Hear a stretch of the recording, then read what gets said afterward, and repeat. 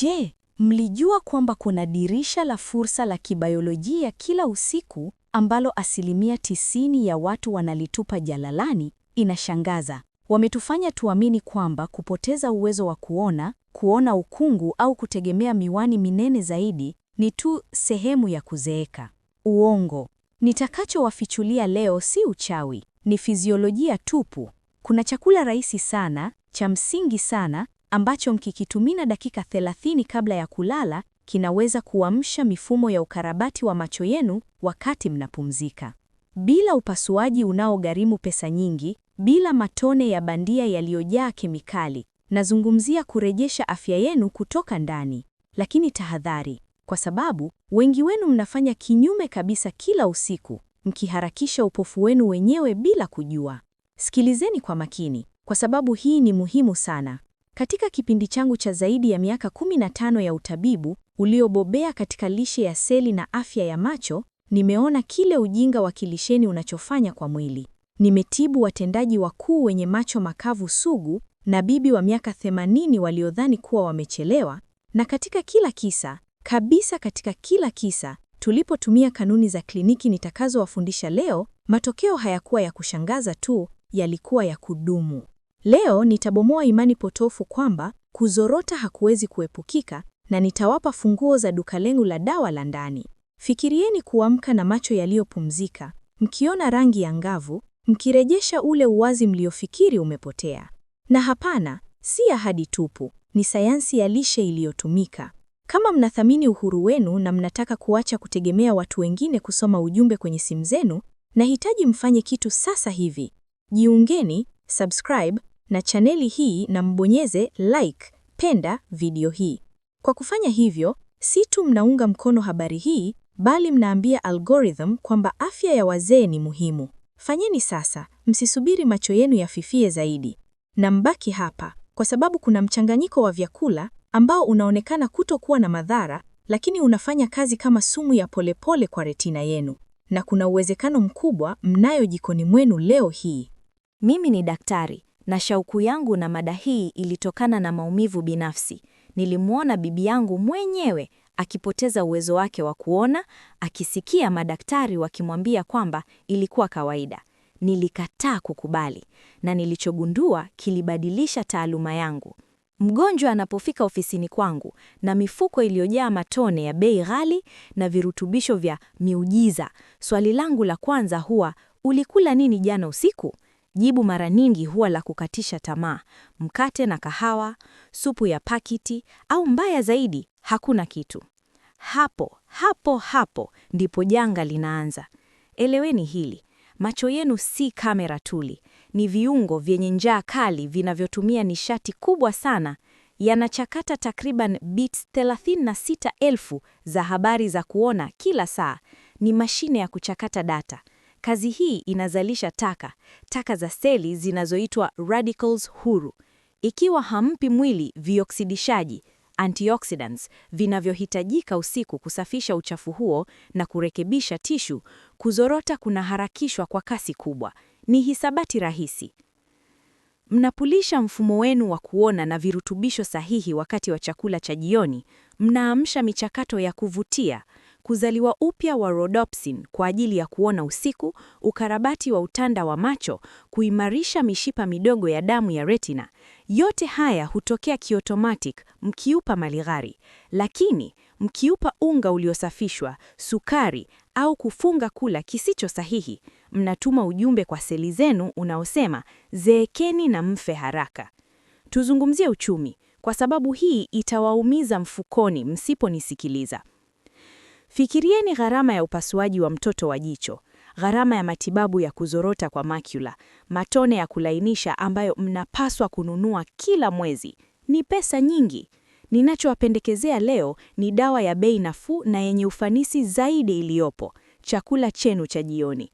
Nina visa vilivyoandikwa vya wagonjwa walioepuka upasuaji wa hiari kwa kubadilisha tu mlo wao wa mwisho wa siku kwa miezi 4 hadi 6.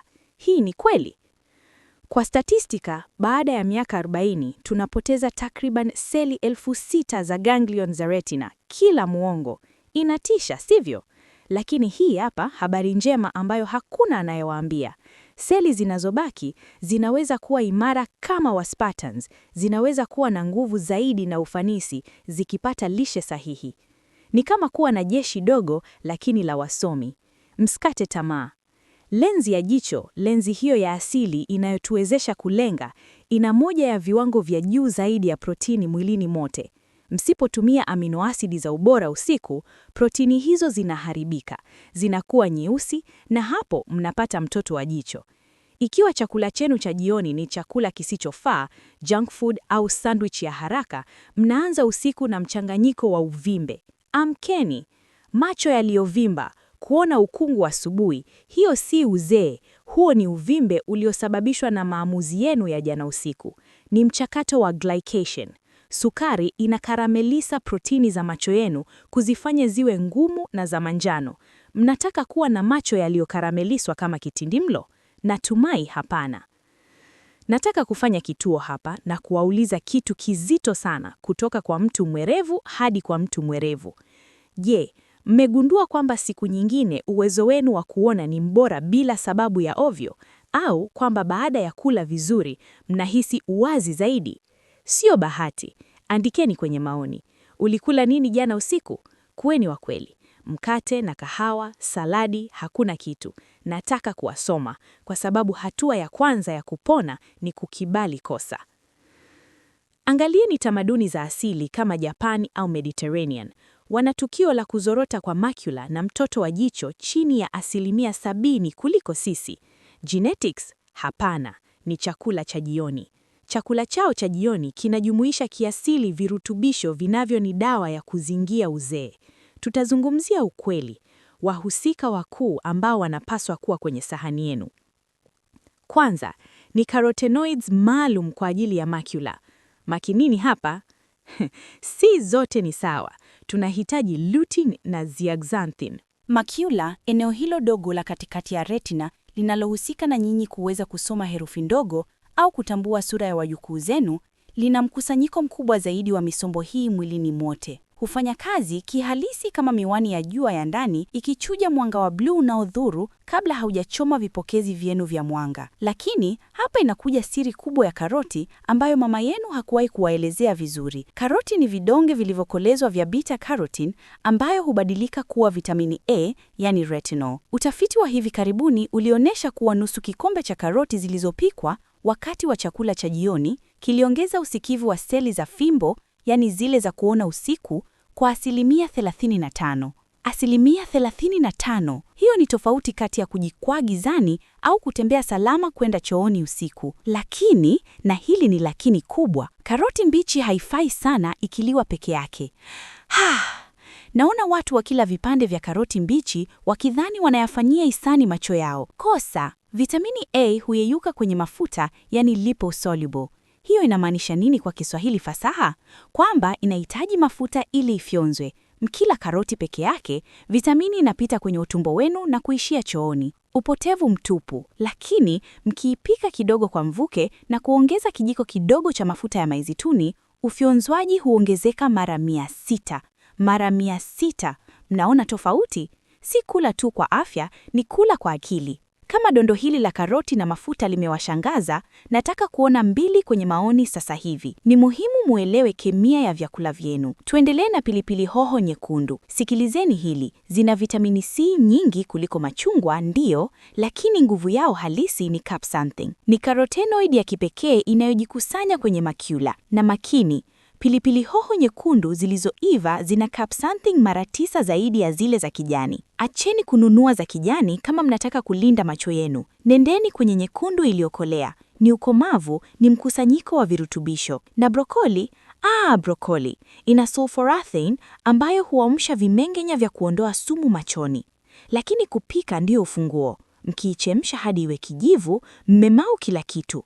Mkila mbichi ni ngumu kumengenya. Kiwango sahihi ni dakika 4 kamili kwa mvuke, wala zaidi wala pungufu.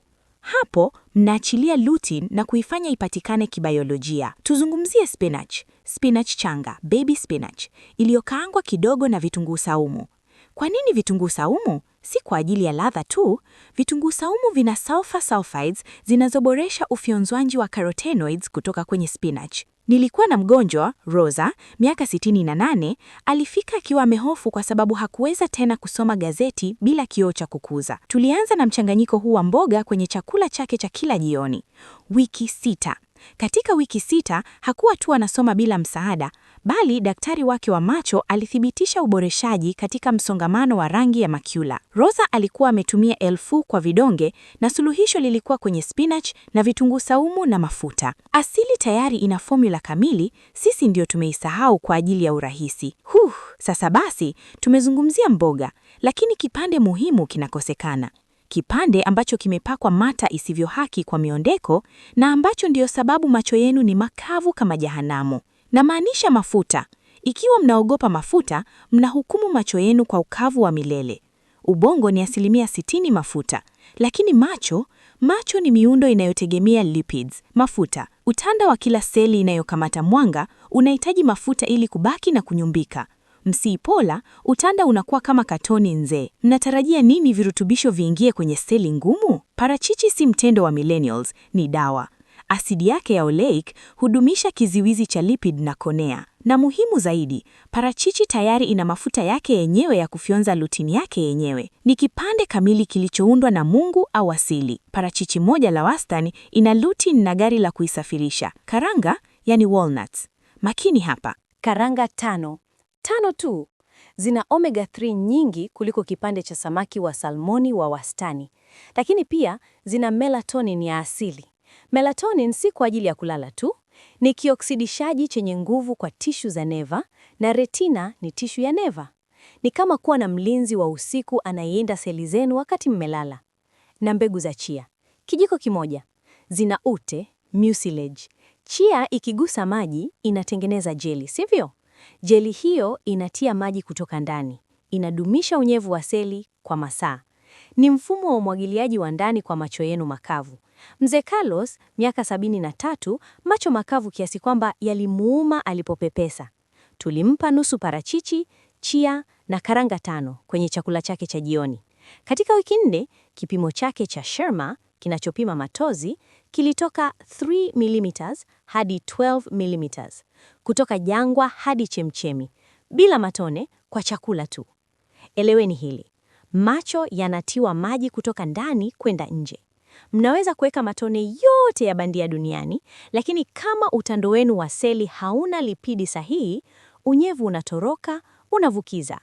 Kwa kujumuisha mafuta haya mahiri kwenye chakula cha jioni, mnazipa seli zenu matofali ya kuzuia maji. Ni mantiki tupu. Lakini subirini, kwa sababu bado hatujazungumzia misingi. Ikiwa mboga ni walinzi na mafuta ni viburudisho, nini kinashikilia muundo wote wa jicho ili usiporomoke? Protini. Na hapa ndipo watu wengi wazee hufanya kosa baya linaloharibu uwezo wao wa kuona. Wanaridhika na chai kidogo na biskuti. Huo ni ujiuaji wa kuona. Bila protini za ubora usiku, hakuna ukarabati. Collagen aina ya pili ni muhimu kwa konea na sclera, sehemu nyeupe ya jicho. Baada ya miaka 60, mmepoteza 20% ya collagen yenu ya macho. Msipoupa mwili amino acids za kuirudishia, mnafikiri nini kitatokea?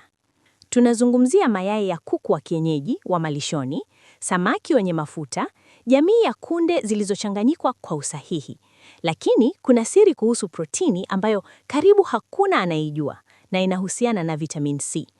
Bila vitamin C kuwepo, protini mnayokula haigeuki kuwa collagen yenye faida kwa jicho. Ni kama kununua matofali lakini huna saruji. Yanabaki huru. Ndio maana kula nyama pekee hakufai, mnahitaji kusindikiza na mboga. Lakini tahadhari, si suala la kula hivi na basi. Kuna makosa makubwa sana yanayofuta yote mazuri mnayofanya. Nimeona watu wakila kwa afya, lakini wakitenda uhalifu dhidi ya macho yao bila kujua. Juisi za matunda zilizosindikizwa na mabomu ya sukari, hofu ya mafuta mazuri, kula wanga rahisi usiku, au baya zaidi kuliko yote, kuruka chakula cha jioni wakidhania ni afya. Hapana, macho yenu yanahitaji ukarabati wa usiku. Mkiruka chakula cha jioni, mnawaacha wajenzi bila vifaa za ujenzi. Tunafika sehemu muhimu. Ikiwa mnaelewa uzito wa hili, ikiwa mnatambua kwamba mmekuwa mkiuaa macho yenu kwa njaa kila usiku, huu ni mwanzo tu, kwa sababu bado nahitaji kuwaelezea jinsi ya kuchanganya yote haya katika itifaku kamili, na zaidi ya yote, lini. Muda ni kila kitu. Homoni ya ukuaji, ile inayokarabati tishu, ina ratiba. Msipokula sambamba na saa hiyo ya biolojia, mnapoteza 80% ya faida. Endeleeni kuwa nami, kwa sababu kinachofuata ni ramani ya hazina. Tutaingia kwenye maelezo ya jinsi ya kuepuka wahujumu wasioonekana na jinsi ya kuandaa hicho chakula cha jioni kikamilifu. Hii si nadharia tu, ni vitendo vilivyookoa uwezo wa kuona wa maelfu. Msisoge. Collagen ya macho ina muundo wa kipekee, tofauti na ule wa ngozi yenu au magoti yenu. Imepangwa katika nyenzi sambamba zilizo sahihi sana, zizo anazoruhusu kuonea kuwa angavu. Ikiwa muundo huo utavurugika kwa ukosefu wa virutubisho, kwa heri uangavu. Hivyo, basi tuzungumzie mayai.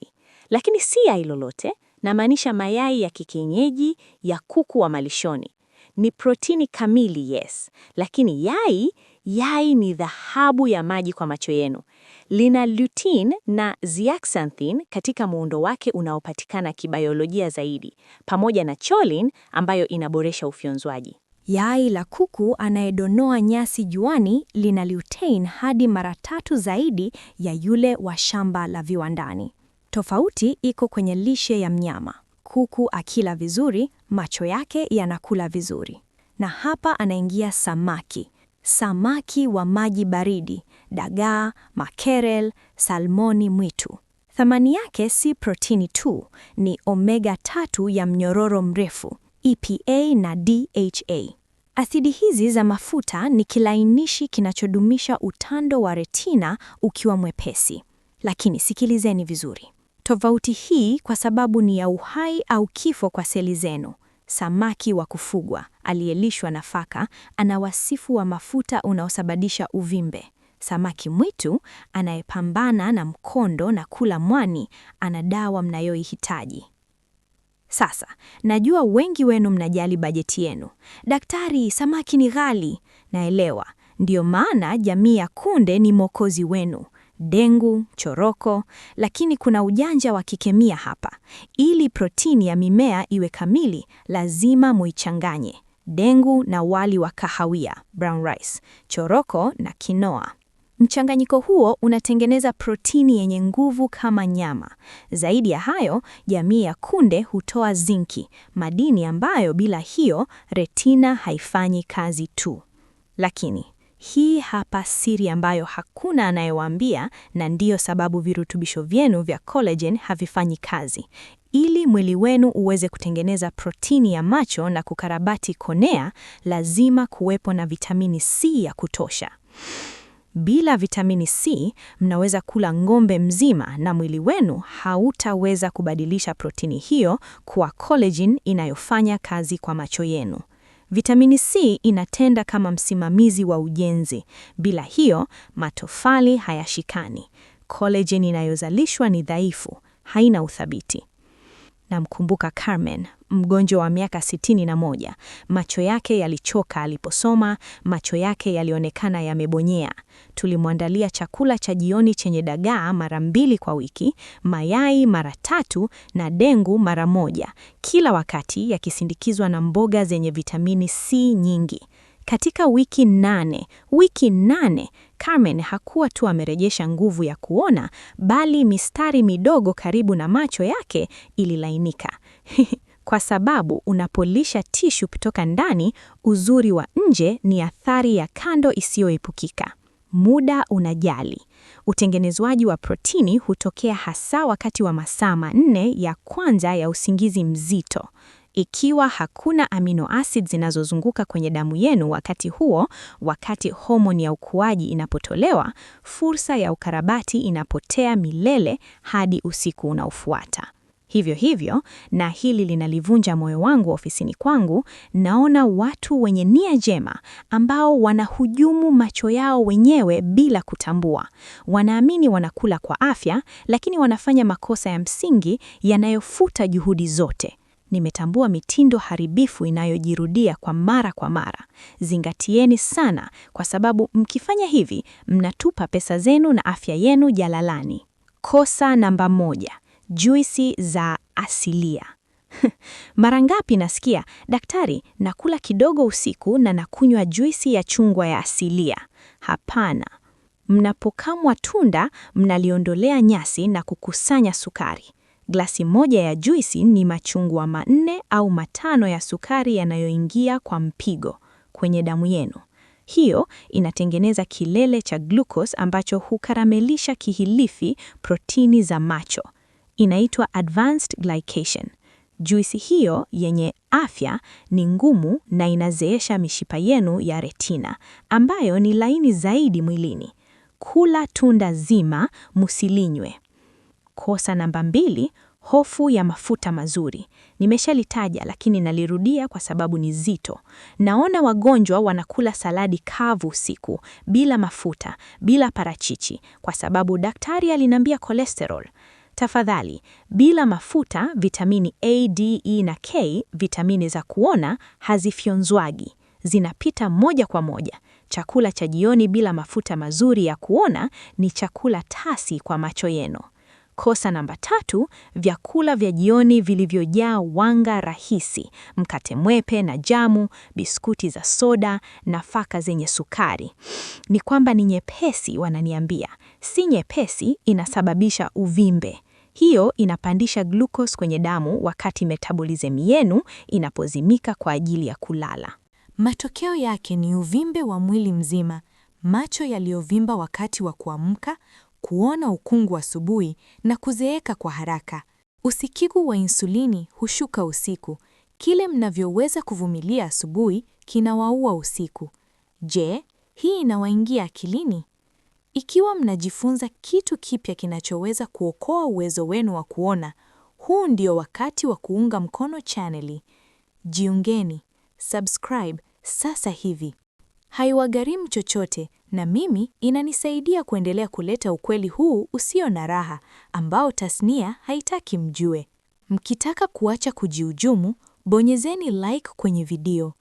Tuendelee na kosa namba 4, kuruka chakula cha jioni. Sina njaa, nafanya mfungo wa vipindi, intermittent fasting.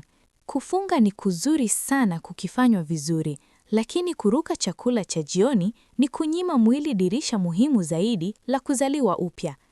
Macho yenu yamefanya kazi masaa 16 yakipokea mwanga na mionzi. Yanahitaji vifaa vya kujikarabati mnapolala. Mkienda kulala na tumbo tupu la virutubisho, mwili unaingia kwenye msongo wa mawazo. Cortisol inapanda na collagen inaharibika.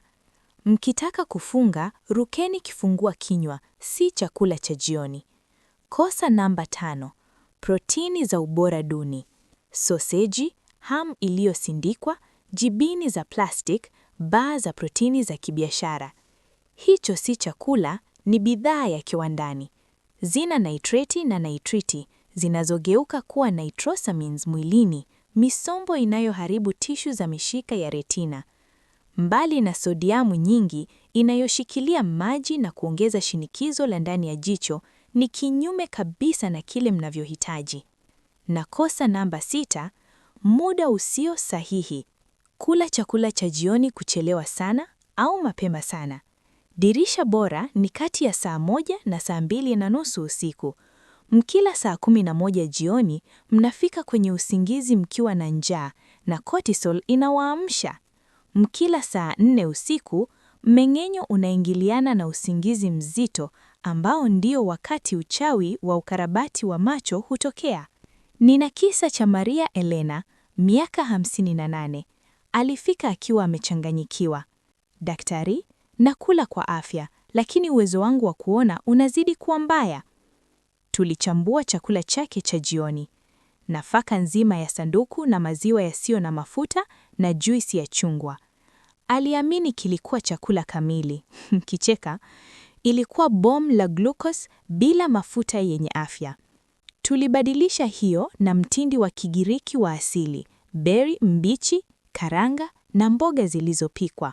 Katika wiki 6, Alionekana mtu mwingine, uvimbe mdogo wa uso, nishati bora ya asubuhi na uwazi wa kuona ambao hakuwa nao kwa miaka. Tuliondoa wahujumu wasioonekana. Wakati mwingine, marekebisho madogo jikoni yana athari kubwa kuliko dawa ya bei ghali zaidi. Hamhitaji ukamilifu, mnahitaji msimamo wa kiakili. Ikiwa kosa lolote kati ya haya linaelezea utaratibu wenu wa sasa, nataka muwe jasiri na muandike 3 kwenye maoni.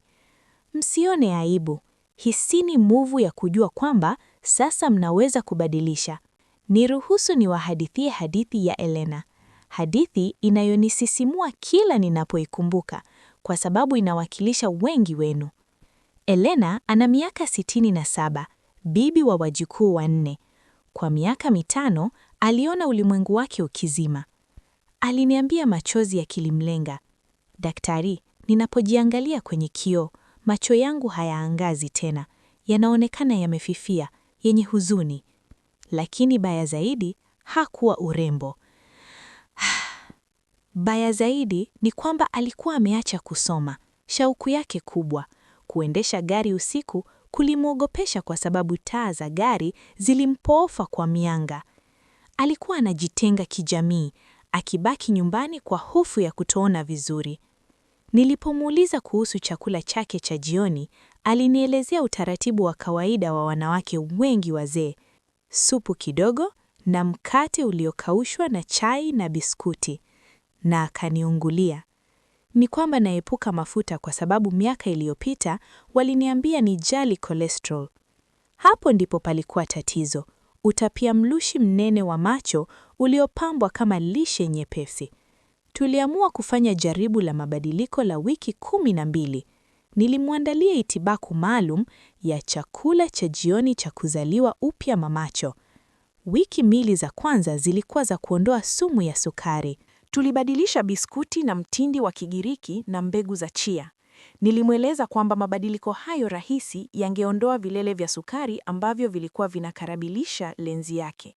Mabadiliko yalikuwa ya papo hapo. "Daktari, sihisi tena ule uzito baada ya kula chakula cha jioni," aliniambia. Nishati yake ya usiku ilibadilika. Kuanzia wiki ya 3 hadi ya 4 tuliingiza mafuta aliyoyaogopa sana, nusu parachichi na karanga 5. Ilibidi nimweleze tofauti kati ya mafuta ya baga na mafuta ya dawa ya karanga. Ubongo wake ulielewa na macho yake yalishukuru.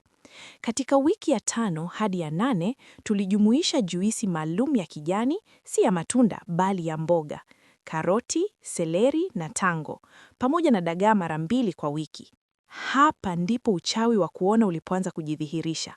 "Taa za magari hazinisumbui tena sana," aliniripoti kwa furaha. Katika wiki ya 7 nilipokea simu ambayo sitaisahau kamwe. "Daktari, jana nilisoma makala nzima bila kuchoka. Ilikuwa miezi mingi tangu niweze kufanya hivyo." Kujiamini kwake kulikuwa kunarudi. Haikuwa tu kuona herufi, ilikuwa kurejesha maisha yake. Tulimaliza mchakato katika wiki ya 12 kwa kujumuisha chai ya matcha na mayai ya kuku wa kienyeji. Kitu kizuri zaidi kuhusu kisa cha Elena haikuwa tu kwamba alihisi anaona vizuri zaidi. Ni kwamba tulikiweka kwenye nyaraka. Tulipiga picha za macho yake, tulipima uzalishaji wake wa machozi. Mabadiliko yalikuwa ya kweli. Macho yake ambayo awali yalikuwa yamefifia yalirejesha ule mng'ao wenye unyevu wa ujana. Ilionekana kama tumerudisha saa nyumba miaka 8. Elena alinifundisha, na nataka nyinyi mjifunze leo, kwamba kujitunza si majivu, ni kujipenda. Na upendo huo unaonekana katika kila seli. Alirejesha uhuru wake wa kuona kwa kubadilisha tu kile alichoweka kwenye sahani yake kila usiku. Haijalishi umri wenu wa sasa, haijalishi mnafikiri mmechelewa kiasi gani. Kila chakula cha jioni ni fursa mpya ya kuchagua kuzaliwa upya badala ya kuzororea. Sasa zingatieni, kwa sababu tumefika wakati muhimu. Mmeshajua nini chakula, mmeshajua makosa gani ya kuepuka, lakini siri ambayo wagonjwa wangu wanaithamini zaidi, ile ambayo kwa kweli inabadilisha chakula cha jioni cha kawaida kuwa mashine ya kuzaliwa upya kwa macho, ni itifaki ya hatua 3. Jiandaeni, kwa sababu hii inabadilisha sheria za mchezo. Siri haiko katika viungo pekee, bali katika mpangilio. Kuna kile ninachokiita dirisha la ukarabati wa seli, kipindi maalum kati ya saa 1 jioni na saa 3 usiku, ambapo mwili wenu uko kwenye kilele chake cha kupokea ili kutengeneza protini na kukarabati jicho. Niligundua kuwa wagonjwa waliokula vyakula vile vile lakini kwa mpangilio usio sahihi au nje ya muda walikuwa na matokeo ya wastani.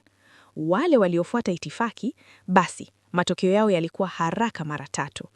Itifaki hii siri ina hatua 3 kulingana na jinsi mmeng'enyo wenu unavyochakata virutubisho ili kuvipeleka kwenye retina. Si swala la kuchanganya kila kitu tumboni na kutumaini bora, ni swala la uhandisi wa lishe. Hatua ya kwanza, maandalizi. Dakika 15 za kwanza ni takatifu. Glasi ya maji ya vuguvugu lenye limao na chumvi kidogo ya bahari. Kwa nini? Si mtindo wa detox. Maji ya vuguvugu yanachokeza juisi za tumbo bila mshtuko wa joto wa maji baridi. Limao linatoa vitamini C ya papo hapo tunayohitaji kwa ufyonzaji wa chuma baadaye. Na chumvi ya bahari, chumvi ya bahari inatoa madini yanayotenda kama funguo za kuwasha viengenya vya mmeng'enyo. Inaandaa uwanja. Hatua ya pili, ujenzi. Dakika 30 zinazofuata. Hapa ndipo protini na mafuta yanaingia. Dagaa na parachichi, mayai na karanga, kinoa na kia. Lengo ni kutoa vifaa vya ujenzi wakati insulini imedhibitiwa na seli zinapiga kelele kwa ajili ya amino acid. Ni dirisha kamili. Mkikula wayanga hapa, mnazuia ufyonzaji wa mafuta. Ndiyo maana mpangilio ni muhimu. Hatua ya 3, ulinzi. Dakika 15 za mwisho. Hapa tunafunga kwa vioksidazi. Chai ya kijani, kiganja kidogo cha beri, mboga za rangi ngimu. Hivi hutenda kama varni ya ulinzi. Hupunguza nguvu ya radicals huru zinazozalishwa wakati wa mmeng'enyeo wenyewe. Ni ngao ya mwisho kabla ya kulala. Lakini kuna ufunguo. Ufunguo ambao karibu hakuna anayeufanya, na ndio sababu wengi wana gesi, uvimbe na ufyonzwaji mbaya. Lazima mtafune. Najua inasikika kuwa ya msingi, lakini nisikilizeni. Lazima mtafune kila tonge angalau mara 25. Mmeng'enyeo unaanzia mdomoni. Mate yana amilase na lysozyme. Mkimeza kikiwa kizima, tumbo lenu halina meno. Virutubisho vinapita moja kwa moja, vinachacha kwenye utumbo na kutengeneza sumu badala ya kulisha macho yenu. Kutafuna ni hatua ya kwanza ya kuzaliwa upya kwa macho. Zaidi ya hayo, nimeanzisha na wagonjwa wangu kitu kinachoitwa kuanzisha upya seli kwa wiki. Mara moja kila siku 7, tunakula chakula maalum cha jioni cha majimaji. Smoothie ya kijani iliyoundwa kuupa mfumo wa mmeng'enyeo mapumziko na kuruhusu inashi yote iende kwenye ukarabati wa kina wa retina.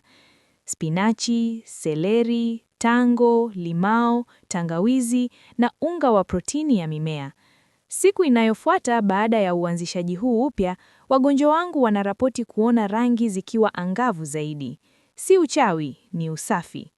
Mgonjwa mmoja alitumia itifaki hii kamili kwa siku 8 tu. Katika ukaguzi wake, vipimo vilionyesha ongezeko la 28% katika msongamano wa rangi ya macula na uboreshaji mkubwa katika unyumbufu wa konea. 28% katika siku 8. Nilichapisha kisa hiki katika jarida la matibabu kwa sababu haikuwa ya kawaida, lakini ilikuwa kweli. Hii si kula chakula cha jioni tu, ni ibada. Ni kuambia mwili wenu, leo nachagua kuona vizuri zaidi kesho. Ni kuchukua udhibiti. Je, mna udadisi kuhusu maelezo yoyote maalum ya itifaki hii? Je, inaonekana ngumu kufuata au inawaletea maana? Niachieni maswali yenu kwenye maoni kwa sababu nitayasoma na kuyajibu. Nataka kujua mnafikiri nini. Lakini chakula cha jioni ni hatua ya kwanza. Ili kuongeza mabadiliko haya, ili yawe ya kudumu na si uboreshaji wa muda mfupi, mnahitaji kuongeza nguvu ya athari hizi na tabia za ziada zinazotenda kama vikuza sauti za asili. Nimeangalia kwa miaka wagonjwa wangu waliofanikiwa zaidi, na wote bila kubagua walifanya mambo fulani baada ya kula chakula cha jioni yaliyozidisha matokeo. Mambo rahisi ambayo hayagharimu pesa, lakini yana thamani ya dhahabu. Je, mnataka kujua vikuza sauti hivyo ni vipi vinavyohakikisha kuwa juhudi jikoni inatafsiriwa kuwa uwezo wa kuona wa tai? Endeleeni kuwa makini kwa sababu kinachofuata ni kilele cha uhuru wenu wa kuona.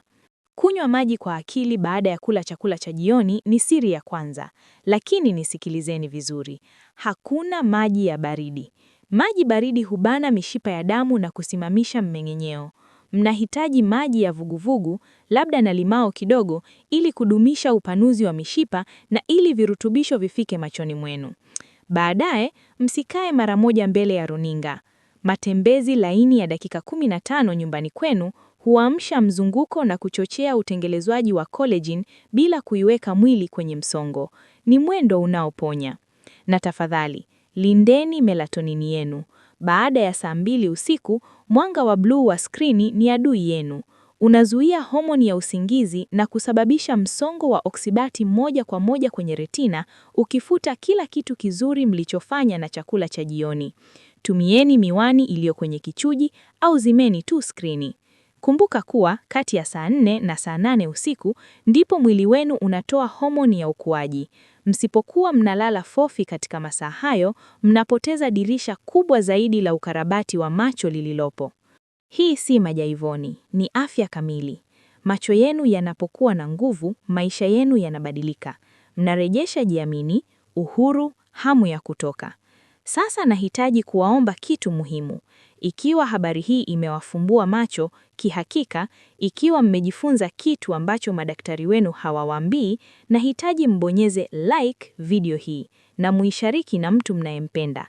Like yenu inaambia YouTube kuwa afya ya wazee ni muhimu. Jiungeni na chaneli na muwashe kengele. Na mkitaka kwenda mbali zaidi, jiungeni kama wanachama wa chaneli ili kupata itifaki zangu za kina na mapishi ya kipekee ambayo sishiriki hadharani. Kabla ya kuondoka, nijibuni kitu kwenye maoni. Ni data gani iliyowagusa zaidi? Siri ya kutafuna mara 25? Mchanganyiko wa karoti na mafuta? Au itifaki ya hatua 3? Nasoma na kujibu binafsi kwa sababu chaneli hii ni kiendelezi cha ofisi yangu. Kesho, utakapofika wakati wa chakula cha jioni, kabla ya kula chochote, simameni. Angalieni sahani yenu na mjiulize, je, hili litarejesha uwezo wangu wa kuona au litauzorotesha? Mna nguvu ya kuchagua. Nyinyi si wahanga wa umri wenu.